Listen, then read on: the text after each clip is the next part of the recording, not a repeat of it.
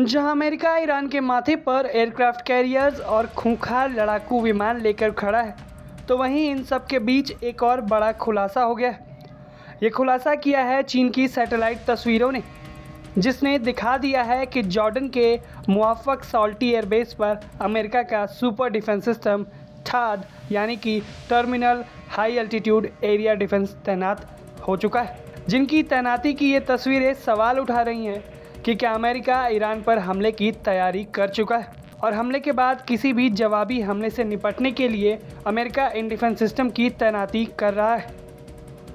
इसकी तैनाती उस बेस पर की गई है जिसे अमेरिकी फ़ौजों का मिडिल ईस्ट में सबसे महत्वपूर्ण फॉरवर्ड लोकेशन माना जाता है और इसलिए ईरान के खिलाफ किसी कार्रवाई से पहले अमेरिका इस बेस पर अपने आप को मजबूत कर रहा है। और अब चीन ने अमेरिका के इस चाल को बेनकाब कर दिया, जहां इस पूरे मामले में चीन की सैटेलाइट्स का एक अलग खेल सामने आया है। इस सिस्टम की तैनाती का खुलासा करने के पीछे चीनी कंपनी मिजार विजन का हाथ है, जिसकी सैटेलाइट तस्वीरों ने इन सिस्टम्स की तैनाती को सार्वजनिक कर दिया।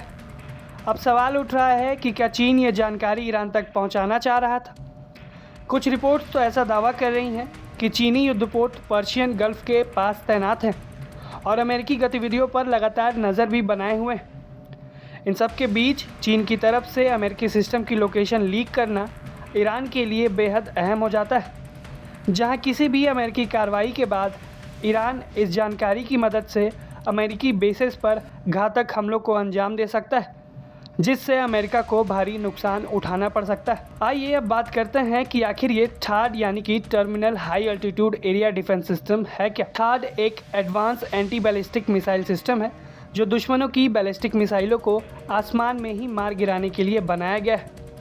इसकी सबसे खास बात यह है कि ये वायुमंडल के अंदर भी काम करता है और वायुमंडल के बाहर भी। अमेरिका के पास इसकी अब सिर्फ 8 बैटरियां मौजूद हैं और इसमें इस्तेमाल होने वाली इंटरसेप्टर मिसाइलों का स्टॉक भी अब अमेरिका के पास सीमित रह गया है।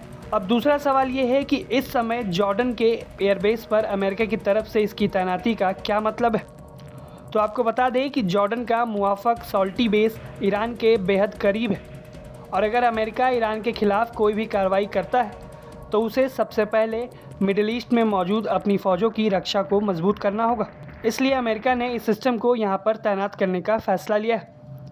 आपको बता दें पहले ही इजराइल में THAAD बैटरी तैनात है और अब जॉर्डन में इनकी तैनाती एक संकेत देती है कि अमेरिका किसी भी संभावित मिसाइल हमले की तैयारी के लिए तैयार रहना चाहता है। लेकिन इस सिस्टम को लेकर भी कुछ दाग हैं। दरअसल जून 2025 में इजराइल और ईरान के बीच जो संघर्ष हुआ उस दौरान THAAD का पहला बड़ा टेस्ट हुआ, जहां अमेरिका ने 150 से ज़्यादा इंटरसेप्टर्स दागे, जो कि दुनिया भर के कुल स्टॉक का 25% से भी ज़्यादा था।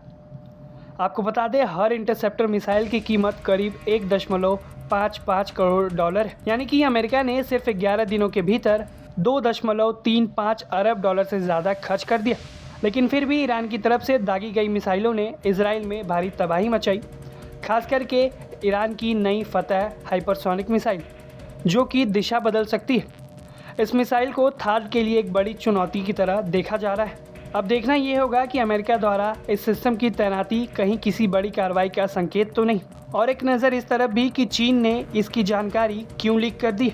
आपको क्या लगता है, क्या अमेरिका ईरान पर हमला करने जा रहा है या ये महज एक नॉर्मल तैनाती है? और आखिर चीन ने इसकी तैनाती की जानकारी क्यों लीक की? आप अपनी राय हमें कमेंट में ज़रूर बताएं। ब्यूरो रिपोर्ट, भारत तक।